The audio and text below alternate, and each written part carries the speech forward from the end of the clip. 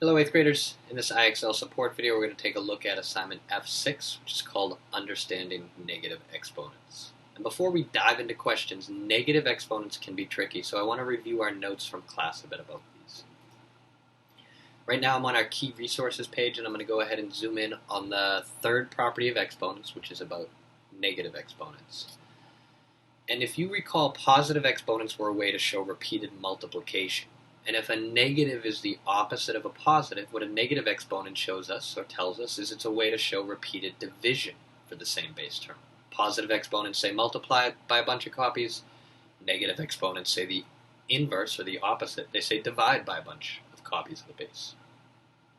And that's what this green rule here is showing us or telling us. It says x to the power of negative a, any base to a negative exponent, is the same thing as dividing by the positive version of that exponent.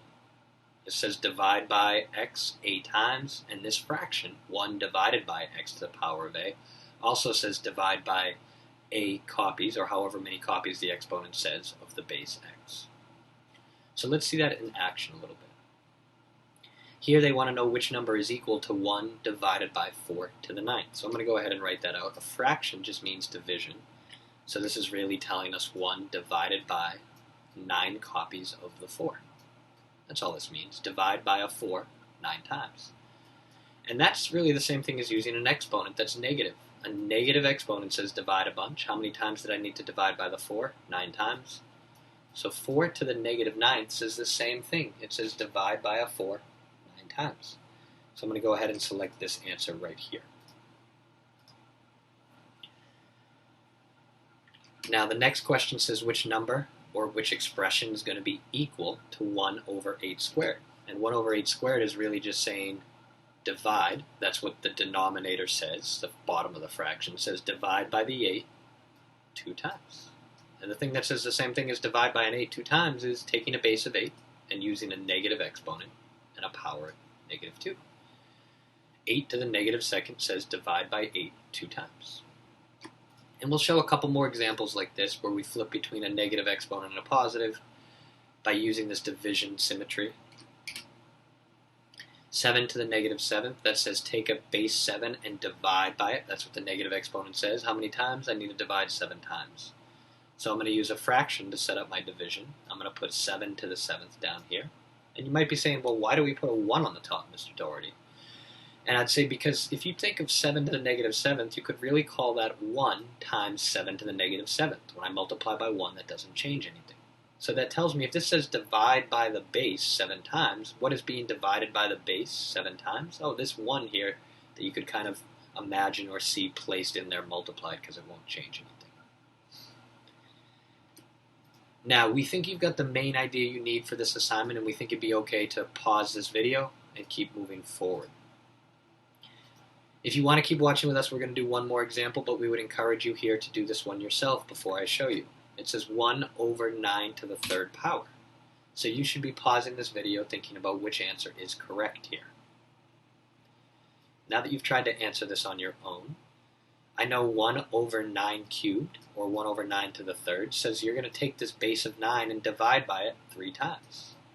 And I could rewrite that as 9 raised to a negative exponent, a negative 3, since I want to divide by 3 copies of the 9.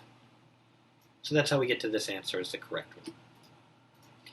We think you're definitely good at this point to do F6 on your own, at least for the beginning. I'm going to skip forward if students are watching to try to see some of the more challenging ones. Now the first thing they do to make F6 more difficult is they start making you write the entire expression yourself. But I wouldn't change my process. I would first kind of, in my notes, make sure I know what's going to happen. So here they say write the expression 9 to the negative 6th as a fraction with a positive exponent. So they're expecting by 55, but in the 50s, 60s, that I know 9 to the negative 6th is the same thing as 1 over 9 to the 6th power. They think I should know that by now. And the challenge here is really how do I enter that answer all on my own? So I'm going to go ahead over here. There's a couple ways to do this. One way is to use their tool here. I'm going to click that button that looks like a fraction. And I can use my mouse or my left and my right arrow keys on my Chromebook to move around in that fraction. I'm going to go ahead and put the 1 on the top here, and I'm going to click down to the bottom. You could also use the right arrow key to to move down into the left or the right, but I think it's easiest on IXL to just kind of click where you want in the fraction. Now, I know my base is 9, and I have two options to make an exponent there. I could click this button right here, which would bring me into exponents, or the universal button for exponents is Shift 6 on your Chromebook. So if I hold Shift and I hit 6, same thing, that allows me to type an exponent in, but you could just hit this button if you want. And again, using these buttons, clicking around, it'll take a little skill at first, but I think you'll get used to typing in your own answers here. We see one last example we'll show. I don't think you need my help here, so feel free to pause this video, think about what the answer should be. And as you're coming back, hopefully most of you are saying, well, 1 divided by 3 to the power of 8, or 1 divided by 8 copies of 3, just says take the base of 3, use a negative exponent to divide, and we need 8 copies. To submit that answer, I'll type my base in first, the 3. I could hit this button here, but I'm going to do Shift and 6, because I think that's a little quicker and easier and good to get used to. And then I'm going to put that negative 8 in for an exponent. At this point, you are certainly good to be working on IXL on your own, even the tougher questions. I'm going to skip ahead into the challenge zone, just in case there's anything that gets really difficult there. And it looks like they just kind of put bigger base numbers, bigger exponents. So I'll click into here. It says write the expression as a fraction with a positive exponent, but this is really the same problem, just bigger numbers. So I'm going to go ahead and do that a little more quickly. Oh, you see I'm struggling too to click around in the fraction. You'll get used to this just like I am. And then just take your time to clean things up, like delete that extra 1 I accidentally put at first. I'm not going to keep going. This is the top level for this, and it looks like they just make the exponent or the base a larger number, but it's all the same rules. You're in great shape. Thank you for watching to the end of this IXL video for F6.